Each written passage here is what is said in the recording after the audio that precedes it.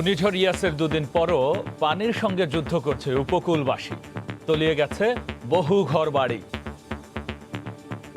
বাড়িঘর কিছুই নেই বাবা, সব বাঁচা লেগে গেছে। এখন আমরা টং ভাইতে থাকি যে আমার সর্বোচ্চ চলে গেছে।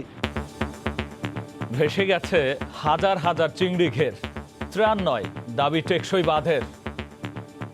আমার দুইটা ঘেরা আসলে দুইটা ঘেরে অন্তত 5 লাখের খরচা করছি, এটি সম্পূর্ণ গেছি গিয়া। বাঁধ যখন ভাঙে তখন আমাদের কপালও ভাঙে। টেকসই ভেড়িবাঁধ না হলে কোনো ক্রমেই এই উপকূলীয় ভেড়িবাঁধের আমরা যারা জনগোষ্ঠী আমাদের বাঁচানো সম্ভব হবে না। দেখছিলেন প্রধান শিরোনাম। রাতের সময়ে সঙ্গে আছি আমি গোলাম রাব্বি। এবার অন্যান্য শীর্ষ সংবাদ। হঠাৎ জ্বরে আক্রান্ত বেগম খালেদা জিয়া, কারণ জানতে চলছে পরীক্ষা নিরীক্ষা। চিকিৎসা পরবর্তী করণীয় ঠিক করবে মেডিকেল বোর্ড। অক্সফোর্ডের দ্বিতীয় ডোজ হিসেবে দেয়া যাবে ফাইজারের 1 ডোজ, বলছে গবেষণা। কোভ্যাক্স থেকে পাওয়া 1 লাখ টিকা দেওয়ার পরিকল্পনা 2-1 দিনের মধ্যেই। দুর্নীতি রিপোর্ট করায় সময় সংবাদের 3 সাংবাদিকের বিরুদ্ধে নোয়াখালী নাজিরের জামিন অযোগ্য ডিজিটাল নিরাপত্তা আইন ও মানহানির মামলা। আসামি দুদকের 3 কর্মকর্তাও। এবং মেট্রো রেলকে ঘিরে হাব স্টেশনের পরিকল্পনা। ট্রেন থেকে নামলেই পাবেন বিনোদন পার্ক, শপিং মল সহ সর্বাধুনিক সেবা।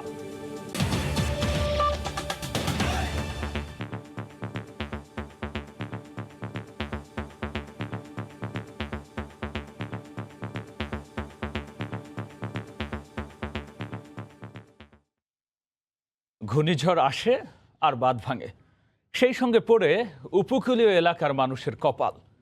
পলি জমে নদীর তলদেশের উচ্চতা বেড়ে যাওয়ায় প্রতি বছরই জোয়ারের পানি উপচে প্লাবনের শিকার হতে হয় এসব এলাকার বাসিন্দাদের। আর বরাবরের মতো পানি উন্নয়ন বোর্ডের টেকসই বেড়িবাঁধ নির্মাণের আশ্বাসেই সন্তুষ্ট থাকতে হয় তাদের। সাতক্ষীরা থেকে মমতাজ আহমেদ বাপির তথ্য, ছবি রিপোর্ট। বুধবার দুপুরের আগেই ঘূর্ণিঝড় ইয়াসের প্রভাবে ঢেউয়ের সাথে প্রচণ্ড জোয়ার আঘাত হানে বেড়িবাঁধে। স্থানীয়রা ঠেকানোর আপ্রাণ চেষ্টা করেও পারেনি। বাতাসের গতি বাড়ার সাথে সাথে নদীতে পানির তোড়ে শ্যামনগর ও আশাশুনি উপজেলার 20টির মতো পয়েন্টে 11 কিলোমিটার বেড়িবাঁধ ভেঙে বিস্তীর্ণ এলাকা প্লাবিত হয়। মৎস্য বিভাগ বলছে 4,500 চিংড়ি ঘেরের মাছ ভেসে গেছে, ডুবে গেছে কাঁকড়া হ্যাচারি। হাঁটু পানিতে হাঁস মুরগি সহ গবাদি পশু নিয়ে মানবেতর জীবনযাপন করছেন উপকূলবাসী। তাদের অভিযোগ, বারবার পানি উন্নয়ন বোর্ডের দৃষ্টি আকর্ষণ করেও কোনো ফল পাননি। প্রধানমন্ত্রীর কাছে তাদের আবেদন, ত্রাণ নয়, টেকসই বেড়িবাঁধ চান তারা। বাঁধ যখন ভাঙে তখন আমাদের কপালও ভাঙে।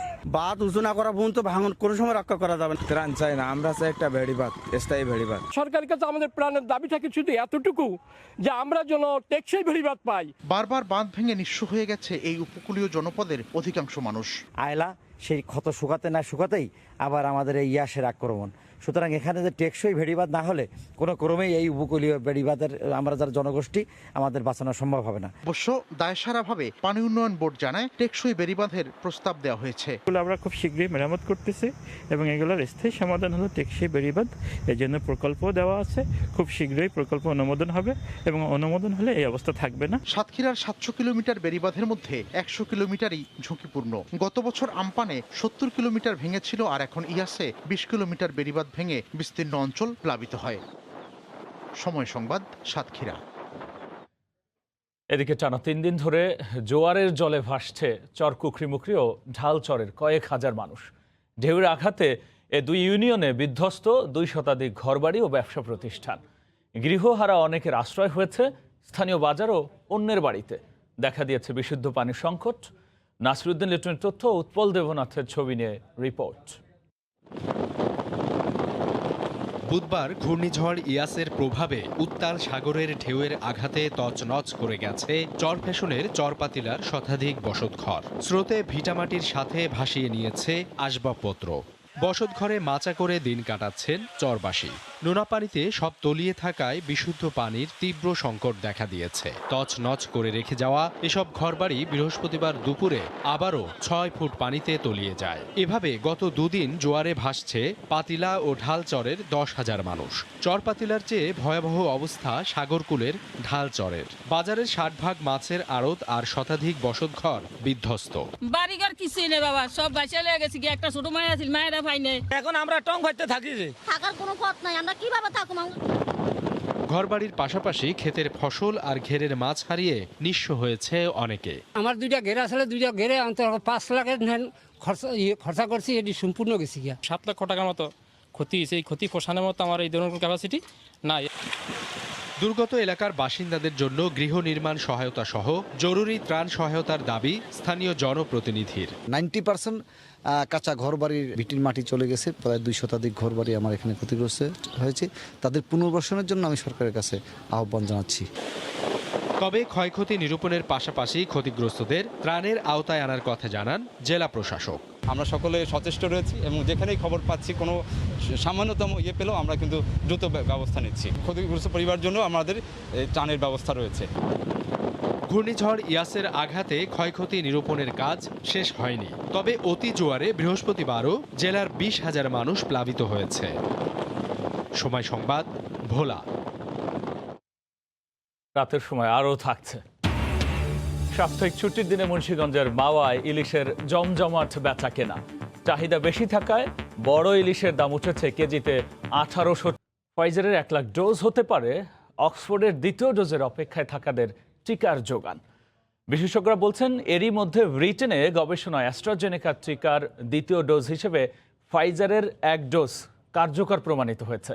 আর তাই বিষয়টি ভেবে দেখার পরামর্শ তাদের। কোভ্যাক্স সিনোফার্মের পর তৃতীয় কোনো ভ্যাকসিন হিসেবে রোববার মধ্যরাতে দেশে আসছে ফাইজার বায়োনটেকের 1,06,000 ডোজ। এটি হবে আন্তর্জাতিক টিকা তহবিল থেকে পাওয়া বাংলাদেশের প্রথম কোনো ভ্যাকসিনের চালান। তবে ভাবনাটা অন্যখানে। বিশ্বে প্রচলিত অন্য সব ভ্যাকসিন যেখানে 2 থেকে 8 ডিগ্রি সেলসিয়াস তাপমাত্রায় সংরক্ষণ করা যায়, সেখানে ফাইজারের এই টিকা সংরক্ষণ করতে হয় -70 ডিগ্রির নিচে। এটা -80 থেকে -60 তে একটি পিরিয়ড, -25 থেকে -15 পর্যন্ত একটি পিরিয়ড এবং 2 to 8 ডিগ্রিতে আরেকটি পিরিয়ড। সেখানে যে শর্তগুলো আছে সেগুলোর জন্য আমাদের কেন্দ্রগুলোকে প্রশিক্ষিত করলে এটা আমার ধারণা যে কিছু সীমিত আকারে হলেও বেশ কিছু কেন্দ্রতে এটি সম্ভব। এরই মধ্যে অক্সফোর্ডের প্রথম ডোজ নেয়া ব্যক্তিদের দ্বিতীয় ডোজ হিসাবে ফাইজারের 1 ডোজ দিয়ে সফল হয়েছে ব্রিটেন। তাই এই 1 লাখ ডোজ দেশে দ্বিতীয় ডোজের অপেক্ষায় থাকাদের টিকার চাহিদা মেটাতে সহায়ক হতে পারে। তবে এই টিকা 12 বছরের উপরে প্রয়োগ করা গেলেও বয়স্কদেরই প্রাধান্য দেওয়ার তাগিদ বিশেষজ্ঞদের। যারা নাকি এখন দ্বিতীয় ডোজের জন্য অপেক্ষমান 55 বছরের বেশি বয়সী মানুষ আছেন, ওনারা হবেন সবচেয়ে উপযুক্ত প্রার্থী এই 1 লক্ষ ডোজ অথবা ফাইজার বায়োনটেকের জন্য। যদিও এখনো প্রয়োগ পরিকল্পনা চূড়ান্ত করেনি স্বাস্থ্য বিভাগ, তবে তাপমাত্রা বেঁধে যে কোনো জ্বালানি আসুক তা সংরক্ষণ ও বিতরণের সক্ষমতা আছে বলে জানিয়েছে স্বাস্থ্য অধিদপ্তর। এই ফাইজারের টিকা আসলে কিভাবে এটা রাখা হবে, এটা দেওয়ার জন্য কাদেরকে ট্রেনিং দিতে হবে এবং সেই ট্রেনিংটার ম্যাটেরিয়ালসগুলি তৈরি করা, এগুলো পর্যায়ে আছে। বৃহস্পতিবার ফাইজার বায়োনটেকের টিকা জরুরি ব্যবহারের অনুমতি দিয়েছে ওষুধ প্রশাসন অধিদপ্তর। রাশেদ লিমন, সময় সংবাদ, ঢাকা। করোনার টিকা নিয়ে আলোচনার জন্য আমাদের স্টুডিওতে যুক্ত হয়েছেন সহকর্মী শাতিলা শারমিন। যাচ্ছি তার কাছে। শাতিলা, আমরা রিপোর্টে দেখলাম অবশ্যই একটা ভালো খবর যে যারা অক্সফোর্ডের দ্বিতীয় ডোজের অপেক্ষায় রয়েছেন, ফাইজারের এবার যে টিকা আসছে সেটি দিয়ে পূরণ হবে। এর কারণ হচ্ছে গবেষণা অলরেডি প্রমাণিত হয়েছে যে এটি দ্বারা ওইটার যে অভাব সেটা পূরণ করা যাবে। তো এতদিন পর্যন্ত আমরা যে টিকা পেলাম এবং এখনো যেগুলো আসছে তার সঠিক পরিসংখ্যানটা যদি আমাদের একটু জানাতে। রাব্বি, ধন্যবাদ। সেটি হচ্ছে যে আমরা বরাবরই যেটি দেখে আসছি সেটি হচ্ছে যখনই টিকা আসছে, মানে যতটুকু টিকা দেশে এসেছে, কাদেরকে দেওয়া হবে, কিভাবে দেওয়া হবে, এই বিষয়গুলো নিয়ে কিন্তু এক ধরনের আলোচনা বা সঠিক যে গাইডলাইনের কথা আমরা বলি, সেই গাইডলাইনগুলো কিন্তু এসেছে একটু পরে। সেই ক্ষেত্রে যে বিষয়টি হয়েছে যে এই যে রেজিস্ট্রেশন প্রক্রিয়া থেকে শুরু করে সব কিছুর এক ধরনের দেরিতে শুরু হয়েছে। তো আমাদের এখন অভিজ্ঞতা হয়েছে, আমাদের বলতে বুঝাচ্ছি যে এই যে স্বাস্থ্য নিয়ে যারা আছেন, করোনা টিকাগুলোর হচ্ছে সরবরাহ নিয়ে যারা আছেন, তাদের মধ্যে এক ধরনের অভিজ্ঞতা হয়ে যাওয়ার কথা এখন। তো পরবর্তীতে যখন টিকাগুলো আসবে তখন যদি দ্রুত গাইডলাইনটি হয়, এই বিষয়গুলো কিন্তু থাকছে। আমি একটু আপনাকে দেখাই, সেটি হচ্ছে যে আমাদের যে টিকাগুলো হচ্ছে এখন পর্যন্ত বাংলাদেশে এসেছে, সেটির মধ্যে হচ্ছে বাংলাদেশে করোনা টিকা এখন পর্যন্ত পৌঁছেছে ভারত থেকে অ্যাস্ট্রাজেনেকার 1,03,00,000 ডোজ এসেছে। এর মধ্যে আমরা উপহার হিসেবে পেয়েছিলাম 33 লাখ ডোজ, যেটি ভারত সরকার আমাদেরকে উপহার দিয়েছিল। আর ক্রয় করা হয়েছে 70 লাখ ডোজ। ক্রয় করা হয়েছে বলতে যে ক্রয়ের যে পরিসংখ্যানটা এখানে দেখা যাচ্ছে, আসলে এই পরিমাণ টিকা আসলে সেরাম ইনস্টিটিউট থেকে ক্রয় করা হয়নি। এর চেয়ে বেশি পরিমাণ টিকার কথা বলা হয়েছিল, কিন্তু এখন পর্যন্ত বেক্সিমকো ফার্মা এই পরিমাণ টিকায় বাংলাদেশে আনতে পেরেছে, কারণ ভারত সরকার বা সেরাম ইনস্টিটিউট এই টিকাগুলো কিন্তু আর বাংলাদেশে সরবরাহ করতে পারেনি। না পারার কারণটি বরাবরই আলোচনায় এসেছে, সেটি হচ্ছে ভারতের করোনার যে অবস্থা, যে মহামারী আকারে ছড়িয়ে পড়েছে, তীব্রভাবে ভারতীয় ভ্যারিয়েন্টের যে প্রসার ঘটেছে, তার কারণে কিন্তু এই টিকা বাংলাদেশে সহজে পৌঁছাতে পারেনি। এবং এখন পর্যন্ত কবে আসলে এই টিকা যেটি কিনে রাখা হয়েছে, যেটি চুক্তিতে আছে, সেটি কবে আসবে এখন পর্যন্ত ভারত সরকার কিন্তু বলতে পারেনি। এ নিয়ে কিন্তু কূটনীতিক দেন দরবার চলছেই। আর এর পরে হচ্ছে চীন থেকে আমরা উপহার পেয়েছি 5 লাখ ডোজ। এই চীনের উপহার হিসেবে যে টিকাগুলো পেয়েছি সেগুলো হচ্ছে অ্যাস্ট্রাজেনেকার টিকা এবং অ্যাস্ট্রাজেনেকার এই সিনোফার্মের টিকা। এই সিনোফার্মের টিকা কিন্তু আসলে 2 ডোজ দিতে হয়। 2 ডোজ দেওয়ার কারণে কিন্তু এই সিনোফার্মের টিকাগুলো খুব বেশি আসলে মানুষকে দেওয়া যাচ্ছে না, কারণ 5 লাখ ডোজ মানে হচ্ছে আসলে 2.5 লাখ মানুষকে এই টিকা দেওয়া যাবে। তো সেই ক্ষেত্রে এখনো এই টিকাগুলো কিন্তু দেওয়া হচ্ছে মূলত শিক্ষার্থী যারা আছে, যারা আসলে সরাসরি এই চিকিৎসা ব্যবস্থার সাথে জড়িত, নার্স থেকে শুরু করে যারা আসলে সবচেয়ে ঝুঁকির মধ্যে রয়েছে, তাদেরকেই কিন্তু এই টিকাগুলো দেওয়া হচ্ছে। এবং সবচেয়ে যে বিষয়টি হচ্ছে আশঙ্কার, সেটি হচ্ছে যে এখন কিন্তু এই যে অ্যাস্ট্রাজেনেকার যে প্রায় 15 লাখ মানে 14 লাখ মানুষের উপরে যে মানুষ রয়েছেন, তারা কিন্তু এখন পর্যন্ত অ্যাস্ট্রাজেনেকার দ্বিতীয় ডোজ পাচ্ছেন না। সমস্যাটা কিন্তু এখানেই, কারণ হচ্ছে যারা অপেক্ষমান রয়েছেন তারা আসলে কবে টিকাটা পাবেন এবং সেই অ্যাস্ট্রাজেনেকার টিকাগুলো আসলে কোন দেশ থেকে আসতে পারে, সেই বিষয়টি এই বিপুল এত পরিমাণ টিকা, সেটা আসলে এখনো বলা যাচ্ছে না। তো এ কারণেই হচ্ছে যে বিষয়টি আমরা দেখেছি, সেটি হচ্ছে যে যখনই হচ্ছে টিকা আসলে অ্যাস্ট্রাজেনেকার টিকা কোনো সূত্র থেকে আসবে, কোনো দেশ থেকে আসবে, তখনই কিন্তু এই 15 লাখ লোকের বা 14 লাখ লোকের যে হিসাবটা, সেই হিসাবটা রয়েছে। বাদবাকি অনেকগুলো উৎসের কথা বলা হচ্ছে, বাদবাকি অনেকগুলো কথার কথা বলা হচ্ছে যে ফাইজারের টিকার সাথে আসলে এটি দেওয়া যায় কিনা, সেকেন্ড ডোজ অন্য কোনো টিকা দেওয়া যায় কিনা, এই বিষয়গুলো কিন্তু আলোচনায় আসছে। এর মধ্যেই আমরা যেটি দেখেছি সেটি হচ্ছে যে এই টিকা নিয়ে এক ধরনের সরবরাহ ব্যবস্থা এবং কাদেরকে দেওয়া হবে, কারণ আমরা চীন থেকে বাংলাদেশ সরকার একটি বড় টিকার একটি চালান কিনতে যাচ্ছে, অর্থাৎ প্রায় 1.5 কোটি টিকা। সেই টিকাটি আসলে কাদের মাধ্যমে কাদেরকে দেওয়া হবে, কিভাবে দেওয়া হবে, সেই বিষয়ে আমার তৈরি একটি প্রতিবেদন রয়েছে, আমরা দেখে আসবো এখন সেই প্রতিবেদনটি। প্রায় 14 লাখ মানুষের দ্বিতীয় ডোজ নিশ্চিত না হলেও কোভিশিল্ডের মজুদ প্রায় শেষ। তবে দেশে প্রথম প্রয়োগ করা ভ্যাকসিনের যোগান না হলেও এই মুহূর্তে হাতছানি দিচ্ছে বেশ কিছু সম্ভাবনা। প্রয়োগ চলছে চীনের উপহারে 5 লাখ সিনোফার্মের টিকার। ব্যাটে বলে মিলে গেলে জুনে আসতে পারে সে দেশের আরও 1.5 কোটি ডোজ। আবার রোববারই ঢাকায় আসছে কোভ্যাক্সের প্রথম চালান ফাইজারের 1 লাখ ডোজ। দ্বিতীয়ালি চলছে রাশিয়ার স্পুটনিক ভি নিয়েও। এই অবস্থায় টিকা নিয়ে বিশেষ পরামর্শক দল বলছে এবার সিদ্ধান্ত নিতে হবে ভেবেচিন্তে। তো আসলে সরকারের সামনে একটা পরিকল্পনা করা দরকার, যাতে টিকা প্রাপ্তি অনুসারে সেটা বাস্তবায়ন করা যায়। পরামর্শক দলের এই সদস্য মনে করেন দীর্ঘদিন বন্ধ থাকা কলেজ বিশ্ববিদ্যালয় খুলতে টিকার আওতায় আনতে হবে শিক্ষক ও শিক্ষার্থীদের। এছাড়া গণপরিবহন ও শিল্প কারখানা সংশ্লিষ্টদেরও এ দফায় অগ্রাধিকার দেওয়া উচিত। অ্যাডাল্ট যে শিক্ষার্থীরা আছে তাদেরকে আমরা যদি টিকাটা দিয়ে দিতে পারি, তাহলে শিক্ষার ক্ষেত্রে যে ব্যাপক ক্ষতি হয়েছে গত 1.5 বছরে, সেটা হয়তো কিছুটা পুষিয়ে নেওয়ার সুযোগ পাওয়া যাবে। এদিকে শিগগিরই টিকা নিয়ে গাইডলাইন তৈরির কথা জানিয়েছে কর্তৃপক্ষ। রোববার দিন আসলে হয়তো রোববার দিন একটা মিটিং হবে, তারপর ওরা সিদ্ধান্ত নিয়ে নেবে আগামী মাস থেকে যেটা 50, সেটা ইউজুয়াল ওয়েতে ডিপ্লয়মেন্ট হবে এবং তখন হয়তো চিন্তা করা হবে আর কি যে 40-এর উপর তো এখন দেওয়া হচ্ছে, 40-এর নিচে যাবে কি যাবে না, তখন এটা ওই সময় সিদ্ধান্ত হবে, কারণ টিকা তো 1.5 কোটি আসবে। এগুলো যখন টিকা অ্যাভেলেবল হবে তখনই আসলে আপনার ডিপ্লয়মেন্ট প্ল্যানটা। দেশে এখন জরুরি ব্যবহারের অনুমতিপ্রাপ্ত ভ্যাকসিনের সংখ্যা 4টি। শাতিলা শারমিন, সময় সংবাদ, ঢাকা। এখন যে বিষয়টি সেটি হচ্ছে যে এই যে এক ধরনের গাইডলাইনের যে বিষয়গুলো সামনে চলে এসেছে সেটি হচ্ছে যে কাদেরকে আসলে টিকাগুলো দেওয়া হবে। বিশেষজ্ঞরা এক ধরনের মতামত দিচ্ছেন, সরকারের পক্ষ থেকে এক ধরনের কথা বলা হচ্ছে, কিন্তু এখন পর্যন্ত আমরা সুনির্দিষ্ট এই বিষয়ে গাইডলাইনটি পাইনি। গাইডলাইনটি না পাওয়ার কারণটা হচ্ছে যে তারা যেটি বলতে চাচ্ছেন, যেটি আমরা রিপোর্টে দেখছিলাম, যে টিকাগুলো আসলে আসার পরে আসলে কী সংখ্যক টিকা আসে তার উপর ভিত্তি করেই তারা আসলে এই সিদ্ধান্তগুলো নেবেন। হ্যাঁ রাব্বি। সাথিলা, যেটি আপনি বলছিলেন যে আসলে গাইডলাইনের কারণে কিন্তু গতবার যে পরিকল্পনার অভাবটা আমরা দেখেছিলাম, যে এর কারণে কিন্তু হঠাৎ করে সংকট দেখা দিয়েছে, অর্থাৎ আমরা জানতাম না যে কত নাগাদ আছে, কিন্তু বারবার কিন্তু বলা হচ্ছিল যে পর্যাপ্ত পরিমাণে টিকা পাচ্ছেন বা পাবেন, এমন একটা কথা বলা হচ্ছে। আরেকটা বিষয় যেটা গুরুত্বপূর্ণ সেটি হচ্ছে আমরা কিন্তু দেখছিলাম যে ফাইজারের টিকা সংরক্ষণ করা নিয়ে একটি, অর্থাৎ ব্যবস্থাপনা করাটা কিন্তু আমাদের যে পরিবেশ পরিস্থিতি তার জন্য অনেক টাফ।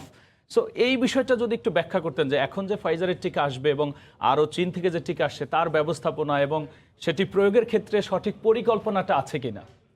রাব্বি, বিষয়টা হচ্ছে যে পরিকল্পনার বিষয়টা সবসময় এরকম থাকে যে আসবে তারপরে পরিকল্পনা নেবে, কারণ হচ্ছে সত্যিকার অর্থেই যে এই টিকাগুলো আমরা পাবো কিনা, আসলে আমরা পাচ্ছি কিনা, এবং আন্তর্জাতিক যে সুবিধা সেই সুবিধাগুলোর থাকে যে হচ্ছে কোভ্যাক্স যে আন্তর্জাতিক ফ্যাসিলিটি রয়েছে সেই ফ্যাসিলিটিতে কিন্তু আসলে যে দেশগুলো টিকা পাচ্ছে না সেই দেশগুলোর জন্য কিন্তু এই ফ্যাসিলিটিটি কাজ করছে। এই সুবিধা আসলে সেই দেশগুলো পাচ্ছে যারা টিকা মূলত উৎপাদন করছে না, এবং এখানে এই ফান্ডে তারা সেই দেশগুলোই টিকা দিচ্ছে যারা টিকা উৎপাদন করেছে এবং তাদের বাড়তি রয়েছে। আচ্ছা, এই টিকা নিয়ে যে এক ধরনের কূটনীতি যে পররাষ্ট্রনীতি রয়েছে সেটির মধ্যেও কিন্তু বারবার ঘুরপাক খেতে হচ্ছে। আরেকটি বিষয় হচ্ছে বাংলাদেশে করোনার টিকার আসার যে সম্ভাব্যতা সেটি আমরা একটু দেখব। সেটি হচ্ছে যে বাংলাদেশে করোনার টিকা কোভ্যাক্সের সুবিধা থেকে আসার কথা রবিবার হচ্ছে ফাইজারের 1 লাখ ডোজ, যে হচ্ছে যেটি আমি বলছিলাম আন্তর্জাতিক সুবিধা থেকে আসছে। চীন থেকে সিনোফার্মের 1.5 কোটি ডোজ এটি কিন্তু বাংলাদেশ ক্রয় করছে। আরেকটি হচ্ছে রাশিয়ার স্পুটনিক ভি ক্রয়ের যে দেন দরবার চলছে, অর্থাৎ এই টিকাগুলো যখন বাংলাদেশ কেনার পরে যখন টিকাগুলো আসা শুরু করবে তখন কিন্তু এই টিকাগুলো সরকারের পক্ষ থেকে জানা হয়েছে জুন মাস থেকে।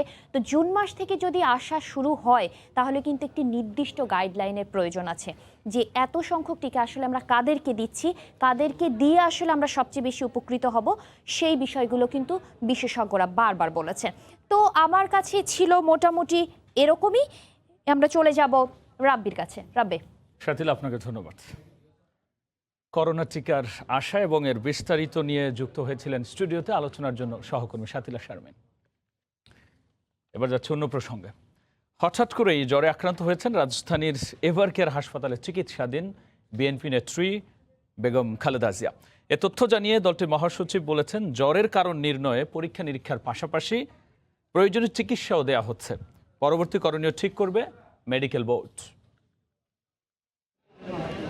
করোনায় আক্রান্ত হয়ে 1 মাস আগে রাজধানীর এভারকেয়ার হাসপাতালে ভর্তি হন বিএনপি চেয়ারপারসন বেগম খালেদা জিয়া। ভর্তির সপ্তাহখানেক পর শ্বাসকষ্ট দেখা দিলে তাকে কেবিন থেকে করোনারি কেয়ার ইউনিট সিসিইউতে স্থানান্তর করা হয়। এ সময় পরিবারের পক্ষ থেকে তাকে বিদেশে নিয়ে চিকিৎসা দেওয়ার জন্য সরকারের কাছে আবেদন করা হলেও আইনি জটিলতায় তা আটকে যায়। এরপর করোনা থেকে মুক্ত হলেও করোনা পরবর্তী জটিলতায় তার কিডনি ও হার্ট আক্রান্ত হয় বলে সম্প্রতি দলের পক্ষ থেকে জানানো হয়।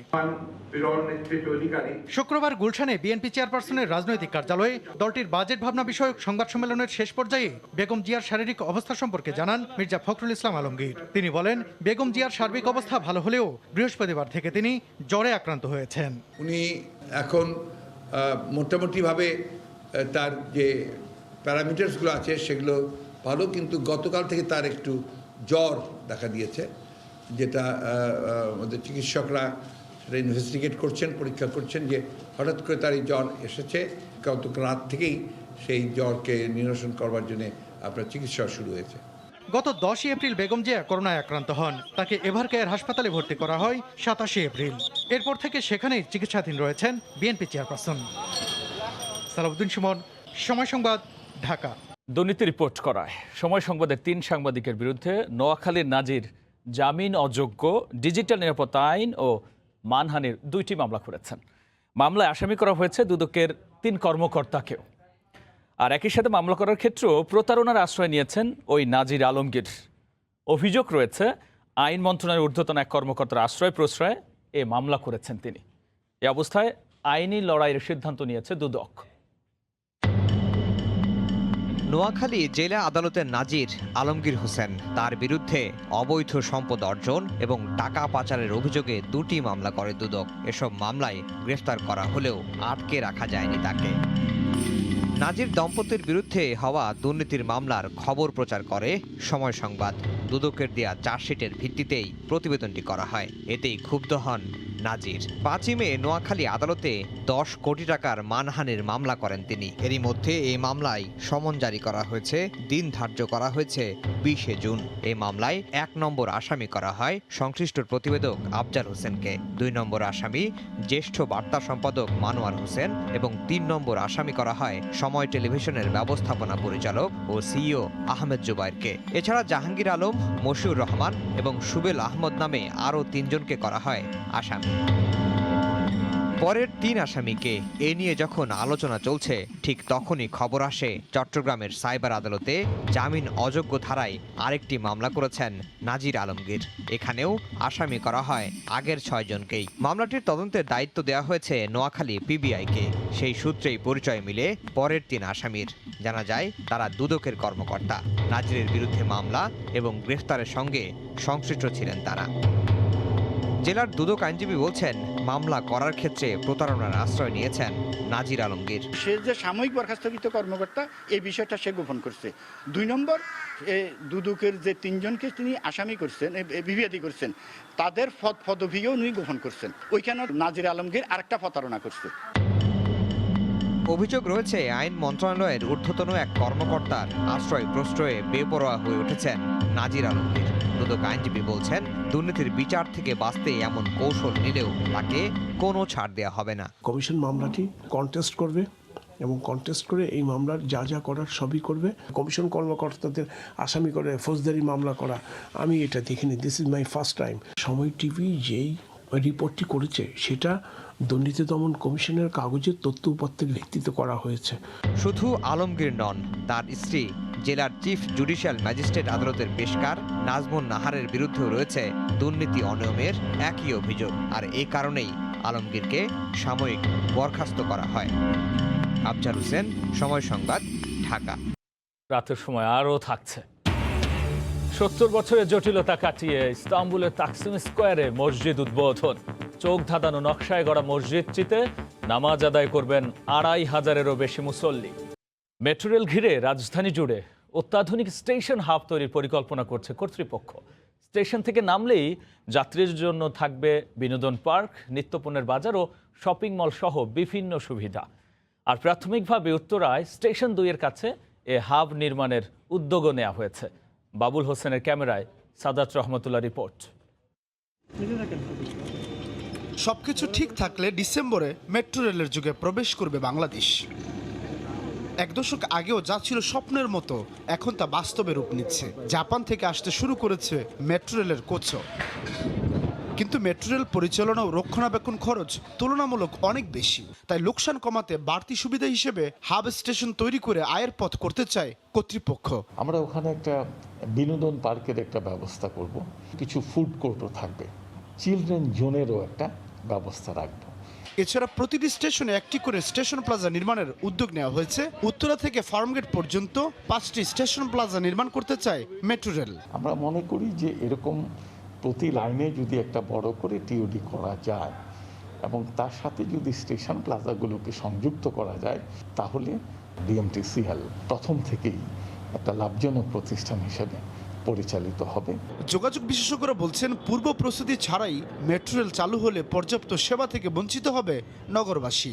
একটা স্টেশনের পাশে যদি আপনি যাত্রী উঠানামার পরিকল্পিত সমন্বিত জায়গা না দেন তাহলে তো সে রাস্তার মধ্যে দাঁড়াবে। রিক্সা থাকবে, মোটরসাইকেল থাকবে, সবাই এখানে দেখবে যাত্রী আছে, তার মধ্যে আবার পরিকল্পনার ঘাটতি আছে।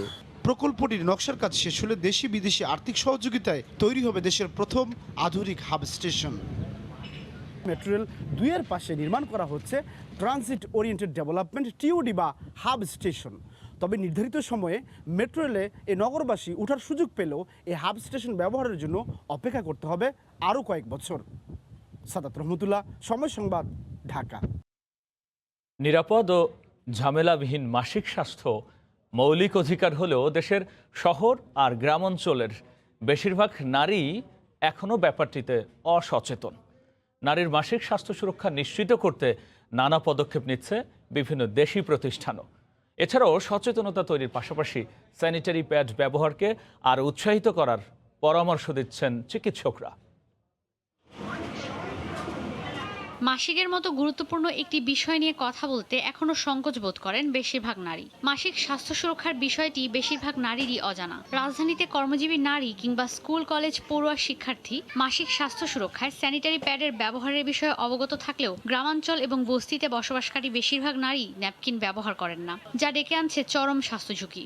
স্বাস্থ্য সুরক্ষার অতি প্রয়োজনীয় সামগ্রীটি অনেক নারী সচেতন হয়ে ব্যবহার করলেও অনেকে আবার টাকার অভাবে সেটি কিনতে পারছেন না। কাপড় ব্যবহার করাটা খুবই অসুবিধা, তবু করি, এখন আমরা টাকার জন্য পারি না। কাপড় ব্যবহার করে অনেক ধরনের সমস্যা, মেয়েদের সমস্যা হয়, শারীরিক সমস্যা। যার যেমন ক্রয় ক্ষমতা সেই অনুযায়ী বাজারে যেই স্যানিটারি ন্যাপকিনগুলো অ্যাভেলেবল আছে সেগুলো যদি ইউজ করা হয় তাহলে আমরা অনেকেই এই সমস্যাগুলোর সমাধান পেয়ে যাব। নারীর স্বাস্থ্য সুরক্ষা নিশ্চিত করতে বিদেশি কোম্পানির পাশাপাশি কাজ করছে দেশীয় অনেক প্রতিষ্ঠান। প্রান্তিক জনগোষ্ঠীর কাছে স্যানিটারি প্যাড সুলভ মূল্যে পৌঁছে দিতে নেওয়া হচ্ছে নানা উদ্যোগ।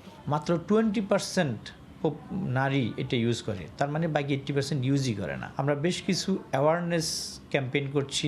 আমাদের 30 টাকা দামের একটা প্রোডাক্ট আছে। নারীদের স্বাস্থ্য সুরক্ষার বিষয়ে সচেতন করছেন চিকিৎসকরাও। প্যাড রক্ত শুষে নেয়, তাই সঠিকভাবে প্যাড ব্যবহারের মাধ্যমে লিকেজ হওয়ার সম্ভাবনা থাকে না এবং দুর্গন্ধ ছড়ায় না। কাপড় এবং তুলা এগুলোর মাধ্যমে ফাঙ্গাল ইনফেকশন, প্রস্রাবের ইনফেকশন, চামড়ার র্যাশ সহ আরও অনেক ধরনের অসুখ বিসুখ এবং নানা জটিলতা তৈরি হয়। স্যানিটারি প্যাড, মেনস্ট্রুয়াল কাপ সহ মাসিক স্বাস্থ্য ব্যবস্থাপনার সব পণ্য ভ্যাট ট্যাক্স মুক্ত রাখার আহ্বান জানান তারা। ঈশিতা ব্রহ্ম, সময় সংবাদ, ঢাকা। মুন্সিগঞ্জের মাওয়ায় আবারও বেড়েছে ইলিশের সরবরাহ। তবে চাহিদা বেশি থাকায় বড় ইলিশের কেজি প্রতি দাম ওঠে 1800 টাকা পর্যন্ত। আবু সাইদের ক্যামেরায় নাসিরউদ্দিন উজ্জ্বলের রিপোর্ট। রূপালী ইলিশ ঘিরে ক্রেতাদের উপচে পড়া ভিড়। ঘূর্ণিঝড় ইয়াসের প্রভাবের পর জেলেরা ইলিশ নিয়ে আসে পদ্মা তীরের মাওয়া মৎস্য আড়তে। চ্যালেঞ্জের মধ্যেও এখানকার আড়তগুলোতে এইভাবেই ইলিশের পসরা বসেছে। ছুটির দিনে ইলিশের ধুম বেচাকেনা, তবে চাহিদা বেশি থাকায় বড় ইলিশ কেজি প্রতি বিক্রি হয় 1600 থেকে 1800 টাকায়, আর 700 গ্রাম থেকে 900 গ্রামের নতুন ইলিশ বিক্রি হচ্ছে 1200 থেকে 1400 টাকায়। ইলিশের যে দাম, টাকা ছাড়া ইলিশ খেতে পারবো না। বড় বড় ইলিশ উঠছে, কিন্তু ছুটির দিন হিসাবে দামটা একটু বেশি। আগামী সপ্তাহে আরও মাছ বেশি উৎপাদন হবে এবং ক্রেতারা একটু দাম কমে কিনতে পারবে। পদ্মার ইলিশ ঘিরেই অর্ধ শতাব্দীর প্রাচীন হাটটি ক্রমেই প্রসারিত হচ্ছে। মানুষজন সব আসবে, পাইকারি পত্র আসবে। বড় ইলিশ শিকারে বাধা না থাকলেও উৎপাদন বাড়াতে 30 জুন পর্যন্ত ঝাটকা শিকার নিষিদ্ধ রেখেছে সরকার। নাসিরউদ্দিন উজ্জ্বল, সময় সংবাদ, মুন্সিগঞ্জ।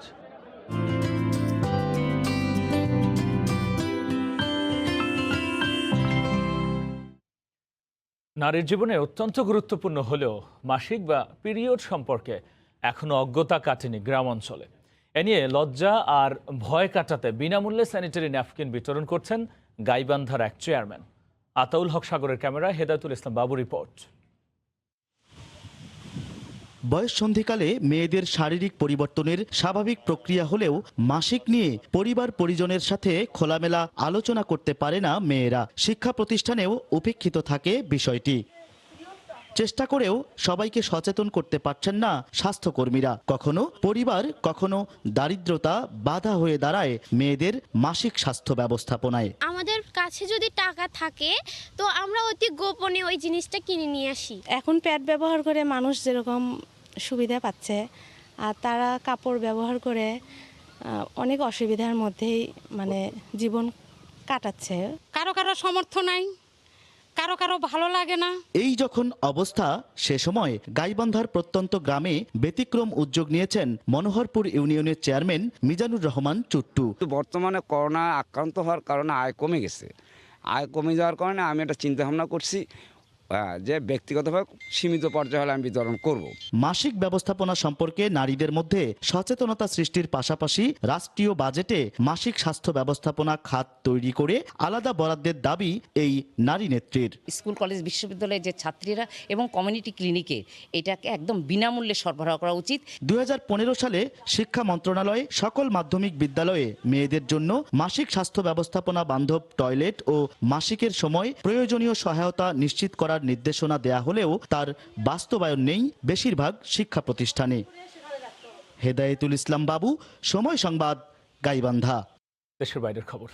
তুরস্কের বিখ্যাত তাকসিম স্কোয়ারে মসজিদ উদ্বোধন করলেন প্রেসিডেন্ট রিসেপ তাইয়েপ এরদোয়ান। দীর্ঘ 70 বছর পর শুক্রবার জুমার নামাজ আদায়ের মধ্য দিয়ে আনুষ্ঠানিকভাবে মসজিদের উদ্বোধন করা হয়। 1952 সালে প্রথম ইস্তাম্বুলের তাকসিম স্কোয়ারে একটি মসজিদ নির্মাণের উদ্যোগ নেওয়া হয়। ইস্তাম্বুলের ব্যস্ততম নগরী তাকসিম স্কয়ার। 1952 সালে এখানেই মসজিদ নির্মাণের কথা, তবে নানা জটিলতায় কেটে যায় 70 বছর। অবশেষে শুক্রবার জুমার নামাজের মধ্য দিয়ে উদ্বোধন করা হলো ঐতিহাসিক তাকসিম স্কয়ার মসজিদের। অনুষ্ঠানে উপস্থিত ছিলেন তুর্কি president Recep Tayyip Erdogan. 26,716 square foot আয়তনের মসজিদটিতে 2,500-এর বেশি মুসল্লি একসঙ্গে নামাজ আদায় করতে পারবেন। 2 জন তুর্কি নকশাকার 3 তলা বিশিষ্ট মসজিদটির নকশা করেন। বিভিন্ন অনুষ্ঠান ও সম্মেলন পরিচালনার জন্য মসজিদের ভেতরে একটি সম্মেলন কক্ষ ও প্রদর্শনী হলও রয়েছে। মসজিদের ভেতরে রয়েছে নান্দনিক নকশা ও সাজসজ্জা। এছাড়া বিখ্যাত তুর্কি ক্যালিগ্রাফার দাভুদ বেকতা ও অ্যাডাম তুরানের তৈরি কোরআনের ক্যালিগ্রাফি রয়েছে।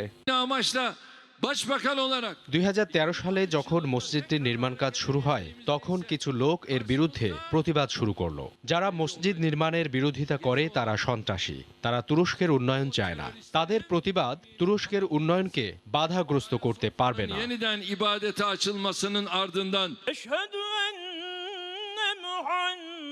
1952 সালে তাকসিম স্কয়ারে মসজিদ নির্মাণ করতে তাকসিম মসজিদ বিল্ডিং অ্যান্ড সাস্টেনেন্স অ্যাসোসিয়েশন প্রতিষ্ঠা করা হয়। অবশেষে 2017 সালের 17 ফেব্রুয়ারি নির্মাণ কাজ শুরু হয়ে 4 বছরে শেষ হয়। রবিউল ইসলাম আওলাদ, সময় সংবাদ। এ পর্যায়ে শীর্ষ সংবাদ জানিয়ে দিচ্ছে আরও একবার।